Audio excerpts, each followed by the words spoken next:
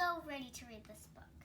I chose this book, The Girl Who Wouldn't Brush Her Hair, because everybody should remember to brush their hair.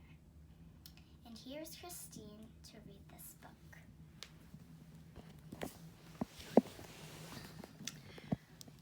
Hold it up high. The Girl Who Wouldn't Brush Her Hair by Kate Bernheimer and Jake Parker. There once was a girl who wouldn't brush her hair. Her hair was wonderful, bare, brown, and wavy. The girl also had a doll that looked just like her, except the doll had no hair and was only a baby. The doll's name was Baby. After the girl's bath every evening, she piled a turban upon her head and pretended she was queen. At bedtime, she would unravel the turban and let her hair down in a tangled heap. No brushing, it's just my way, she explained to the grown-ups, and then she'd lie down beside Baby and begin to dream. This went on for a great many evenings. The hair washing, the turban, the not brushing, the dreams. It was wonderful, really. Until one night the girl unwound the turban. What was that? Oh dear, a little mouse had taken up residence in a particularly tangled place in her hair. Now, we all know that in books, people scream when they see a mouse and jump on a chair, but the girl was in bed. There was no chair nearby. Besides, she'd read enough fairy tales to remember that mice always turn out to be your helpers. So she simply said, "Hello up there, mouse," and decided to let it be.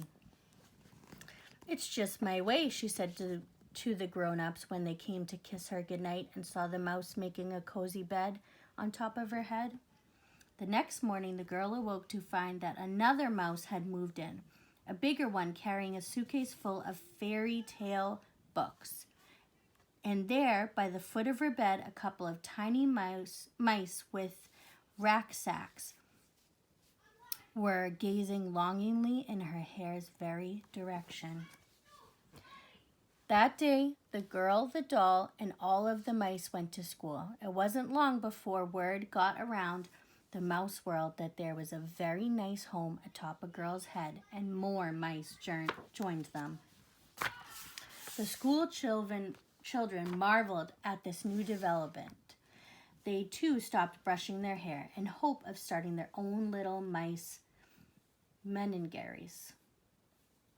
How wonderful, they thought, like having your own petting zoo in your head. But the girl's mother refused to pack the mice lunch and make them supper, so the girl had no choice but to share hers with them. Soon, the girl who wouldn't brush her hair found herself very hungry. The girl also began to feel worried. Yes, she loved her companions. After all, they told funny knock-knock jokes and were very sweet to Baby, but they did not like the bath. "We can't swim," they chorused, clinging to knotted strands. "Don't do it, we'll drown." "That's silly," the girl said. "All mice can swim. We learned that in our unit on rodents." "We'll overlook your name-calling," the Mouse King announced. He was the biggest one, who had arrived early on with the fairy tale books in the suitcase. "But there will be no baths. It's just our way." They had learned this part from listening to the girl. Much to the mouse's relief, the girl agreed. For though she was becoming quite dirty, she had grown fond of their company. They had set up such a marvelous home for themselves, a palace really. Atop her head, it had secret passageways and a cheese cellar and a tiny circular moat. But the not bathing turned out to be less pleasing than the not brushing had been. The girl was starting to, how shall we put this? She was starting to smell. And of course, no one wanted to be near her. Even Baby tried to keep her distance. Now, it was as if the mice were in charge of the girl rather than the other way around.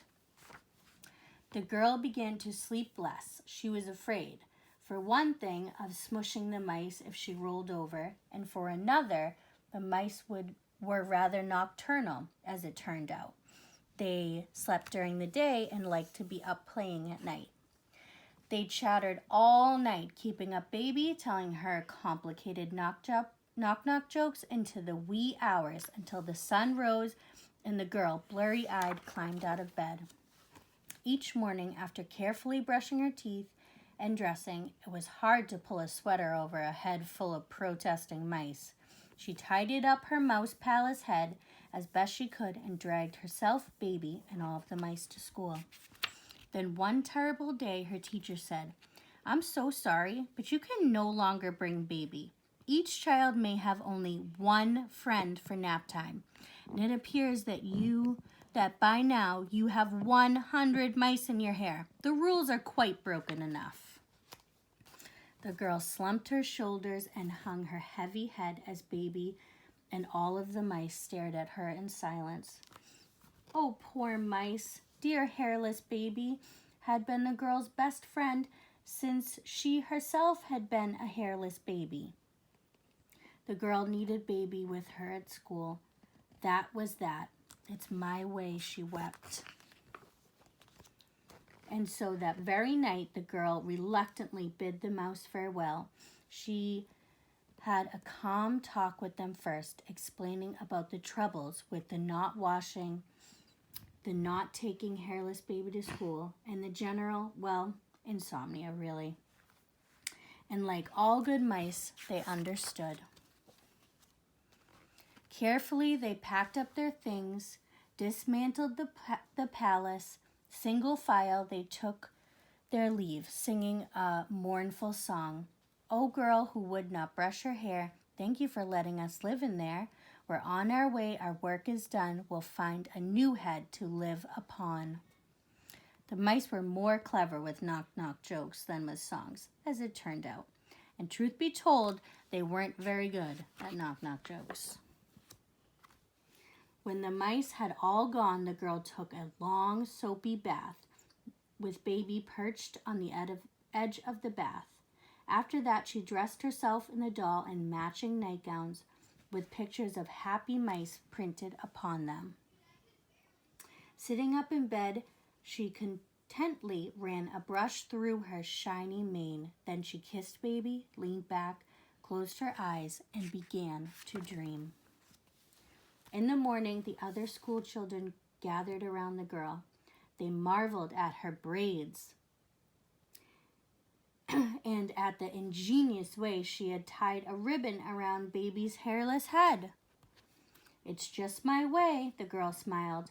Meanwhile, after the monkey bars, another girl who lived next door to the girl who wouldn't brush her hair was deep in argument with a couple of mice dangling from the ends of her wild pigtails. "Silly mice, that's just their way."